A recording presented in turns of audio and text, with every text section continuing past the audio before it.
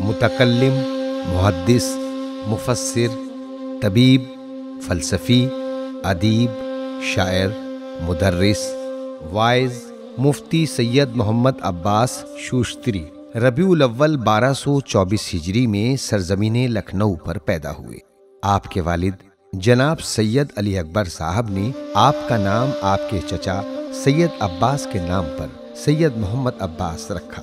مفتی محمد عباس نے ابتدائی تعلیم 5 سال کی عمر میں سنی مسلک کے عالم دین مولوی عبدالقوی کے پاس مکمل کی۔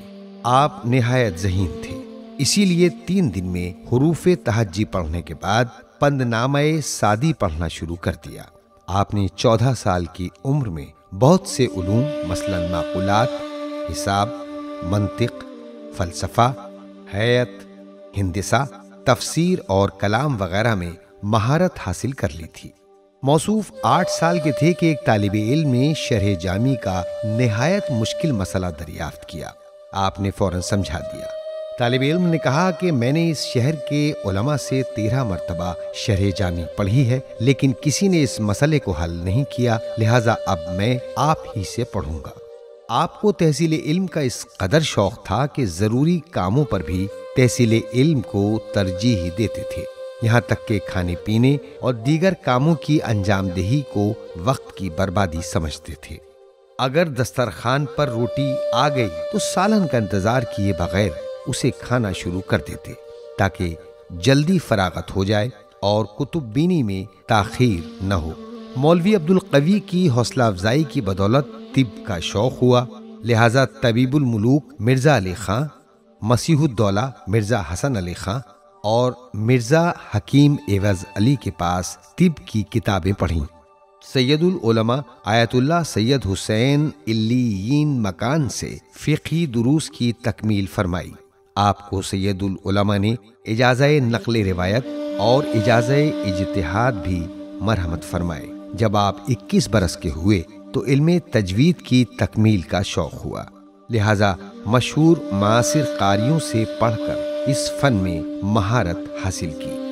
آپ نے سینکڑوں شاگردوں کی تربیت کی، جن میں سے کچھ اسماء اس طرح ہیں: مولانا سید مہدی شاہ، آیت اللہ حامد حسین موسوی، مولانا ابو الحسن رضوی، مولانا حیدر علی، مولانا مرزا محمد علی، ناصر الملت آیت اللہ ناصر حسین موسوی، مولانا سید محمد جونپوری، مولانا علی محمد بن سلطان العلماء، مولانا سید علی جواد اور مولانا سید نقی وغیرہ۔ سن 1258 ہجری میں شاہ اودھ محمد علی شاہ کی طرف سے علمی قدردانی کے عنوان سے مناسب وظیفہ مقرر ہوا۔ اسی زمانے میں آپ نے جواہر عبقریہ نامی کتاب تصنیف کی۔ سن 1264 ہجری میں قاضی القضات کے عہدے پر فائز ہوئے اور محکمے کے لیے قوانین مرتب کیے۔ سن 1298 ہجری میں کلکتے آئے تو آپ کو افتخار العلماء اور تاج العلماء کا لقب دیا گیا۔ ملکہ وکٹوریہ کی جانب سے شمس العلماء کا خطاب ملا۔ آپ کو بچپن ہی سے عبادت کا شوق اور طولانی سجدے کرنے کی عادت رہی۔ آپ کی استجابت دعا زبان زدے خاص و عام تھی اور آپ صاحب کرامت بھی تھے۔ اس کے چند نمونے تجلیات تاریخ عباس میں مذکور ہیں۔ عدل و انصاف کے ذیل میں یہ کہنا کافی ہے کہ حکومت کی جانب سے جرائم کی تحقیق اور اجرائے احکام کے لیے افتاء کا محکمہ آپ کے سپرد تھا۔ آپ کی زندگی کے بہت سے ایسے واقعات ہیں جو پاکیزہ اور طیب زندگی کی عکاسی کرتے ہیں۔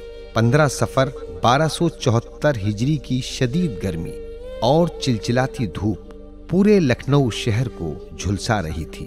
اچانک آپ کے گھر کے قریب والے گھر میں آگ لگ گئی اور آگ بھڑکنے کی وجہ سے اہل خانہ گھر سے باہر نہ نکل سکے۔ اس وقت آپ نے اللہ کی بارگاہ میں بارش کی دعا کی۔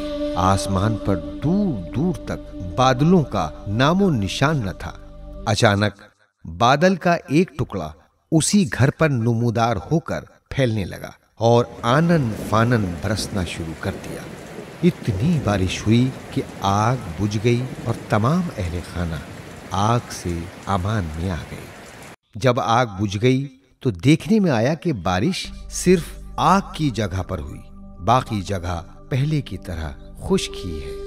آپ نے اپنی مصروفیت کے باوجود 300 سے زیادہ کتابیں علم تفسیر، حدیث، کلام، فقہ، اصول، منطق، فلسفہ، حیات، ہندسہ، صرف اور نحو کے عنوان پر تحریر فرمائیں، جن میں تفسیر سورہ رحمان، سیف مسلول، شریعت غرہ، نور الابصار فی مسائل الاصول والاخبار، حواشی شرح سلم ملا حمداللہ، صرف و نحو، معنی، بیان اور عروض، ادب اور طب میں تقریباً 60 تالیفات اور متفرقات میں 14 تالیفات ہیں۔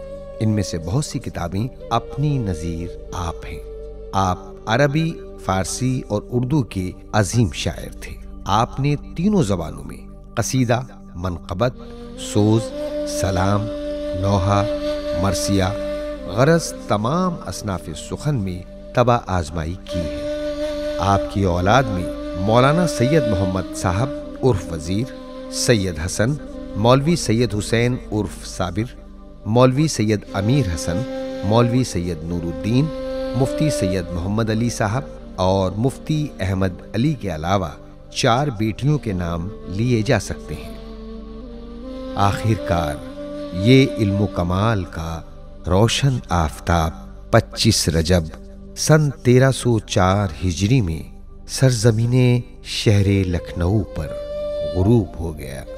چاہنے والوں کا مجمع آپ کے شریعت کدے پر اکٹھا ہو گیا۔ دریائے گومتی کے کنارے غسل و کفن ہوا۔